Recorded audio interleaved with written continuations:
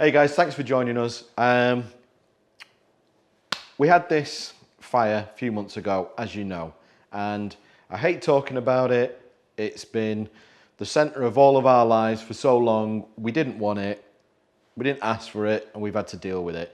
We're sharing this today so you've got a better understanding of what the team has managed to overcome to get back to producing these props.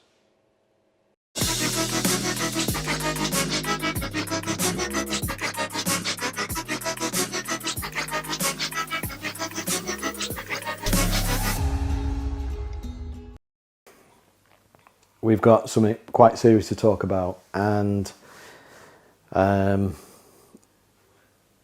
it's the hardest video I've ever had to make.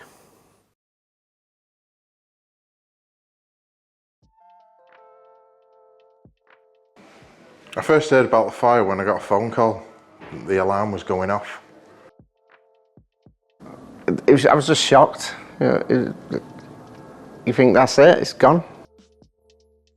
The owner of next door's unit arrived because it looked like their unit was on fire. It looked like it was in theirs. So obviously the worst thing just goes through your mind straight away. Getting to the front door and opening it and seeing the smoke in there, that was very scary. I then got a phone call a bit later saying it's gone. It's just gone. I mean, the fire brigade stood there kind of looking at it for quite a long time. But they deemed it was too dangerous to go back in. And every minute we're there looking at it, which the minutes became hours. Then we had to wait for what seemed like an eternity. Stuff doesn't burn for hours without being completely fucked. I was just devastated. Words can't express what happened over the following days. A lot of dismay, sickness, shock.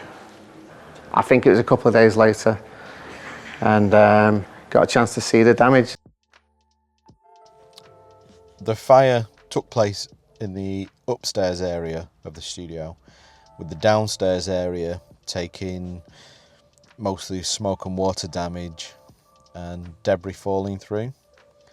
Pretty much the downstairs is the damage caused by attempting to put the fire out.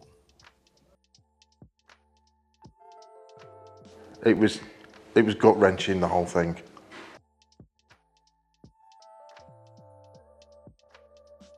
When I came down to the studio when they finally let us in, oh, that was just awful. I just couldn't believe it had happened. It's like it was like a nightmare. It really was. That's it. I was done. Rob then made the announcement, letting people know that what had happened. The outpouring from the community was amazing. Every day you get up and you go to the studio, and we did our thing, and it's busy and it's hectic and it's work and it's fun all at the same time. So we were just like fucking zombies, really, just turning up and going through the motions. For days I just wouldn't eat or sleep properly. When I finally got to look at the tools, thankfully, I mean, they needed a good wash, but thankfully the vac forming tools were okay. We all thought it was the end, really. Even though in the back of our minds we thought we can make this work, and we have made it work. A week had gone by.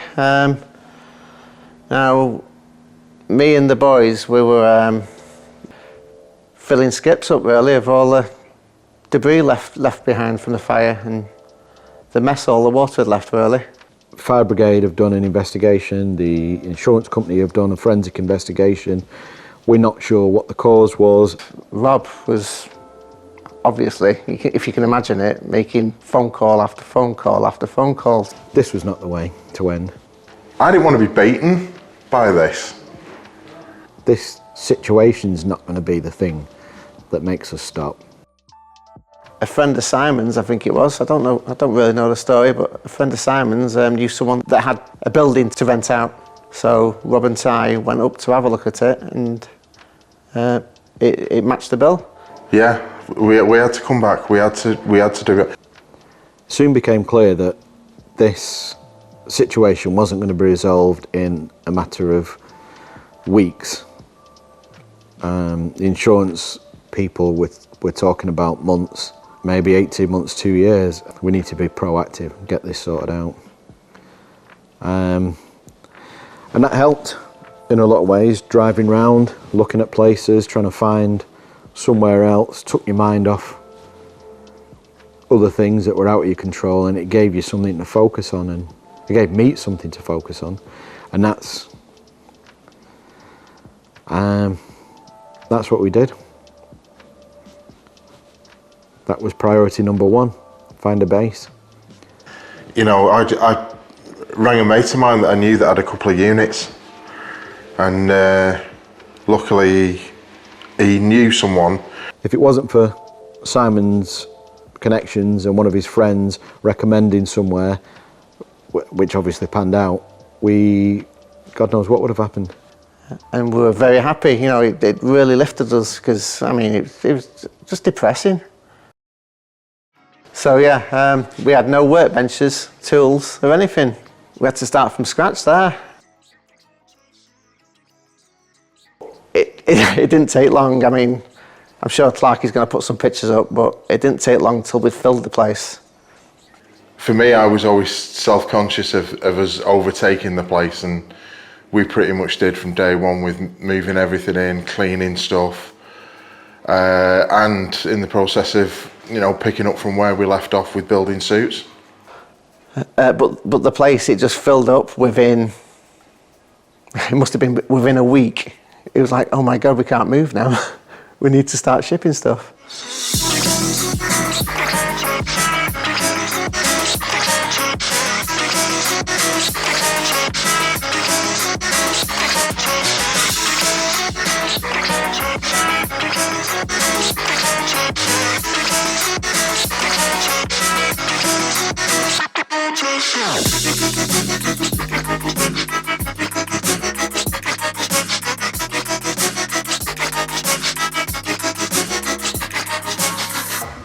Oh, well, I mean, we found this place in the first week. So this place, yeah, the current home of RS. There was so much urgency to get in that we were parked outside the estate agents, you know, wanting to get the keys first thing. Well, the positives of moving into here, if any of you have, well, I'm sure lots of you have seen photographs of the old place. It was 2 floors, but God knows how many rooms. Now we're all in one big room. We've all got sections, and it's so much easier to get messages across, to work, to do anything, because we're all in the same room, annoying each other. The positive side is we're back up and running, and you know, and we're here to stay for the foreseeable future. It's a big improvement. It's much better for all the team. It's much better for communication, and it's much better for being able to work together and complete the props in a much more efficient way. I'm very positive about this place. But here we're working. We've got new projects coming. It's going in the right direction. There you go, guys. That's what we've overcome over the last few months. As you can see, it was pretty devastating. For a few days, we were absolutely flattened, and we had given up. And it was only the support of the community, and when we announced what had happened, that it really started to sink in that we needed to stop feeling sorry for ourselves, put on our big boy pants and get this problem sorted out. We have done, and we've done it on our own and with the help of all of you guys. And by that I mean the insurance company are still considering our claim and to date have not offered any help.